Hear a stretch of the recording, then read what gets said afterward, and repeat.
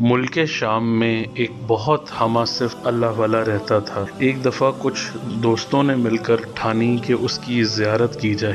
یہ اللہ والا شخص بہت زیادہ خوشحال تھا۔ سواری کے لیے گھوڑا، رہنے کے لیے اعلیٰ درجے کا مکان، باغ، باغیچے اور نوکر چاکر سبھی خدا نے اسے دے رکھا تھا۔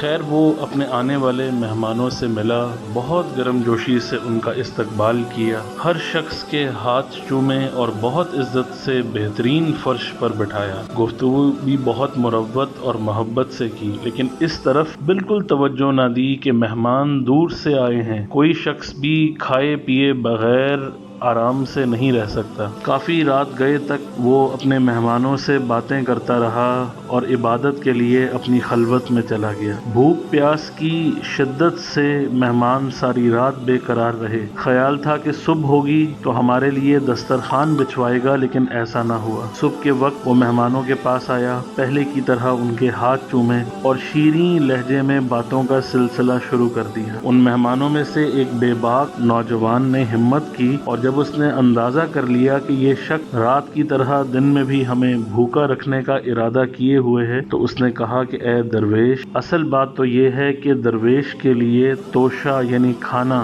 بوسے سے بہتر ہے، یعنی کھانا آپ کے بار بار چومنے اور محبت بھری باتوں سے کہیں زیادہ ہمارے لیے اچھا ہے۔ اے درویش، آپ ہمارے جوتے نہ اٹھائیں، آپ ہماری اتنی عزت مت کریں، بلکہ ہمیں کھانے کو تو دیں، ہم آپ کے مہمان ہیں۔ جوان مرد سخاوت ہی کے باعث جیت گئے، نہ کہ رات بھر جاگ کر اور عبادت کر کے۔ یہ بات فلسفہ اسلام کے عین مطابق ہے کہ جو لوگ حجروں میں بند ہو کر اللہ اللہ کرنے کو بہت بڑا کمال خیال کرتے ہیں، ان کے مقابلے میں ان لوگوں کا درجہ بہت بلند ہے جو خدا کے بندوں کا بوجھ ہلکا کرتے ہیں اور خدا نے اپنے فضل سے انہیں جو کچھ دیا ہے اسے خیر کے کاموں میں خرچ کرتے ہیں۔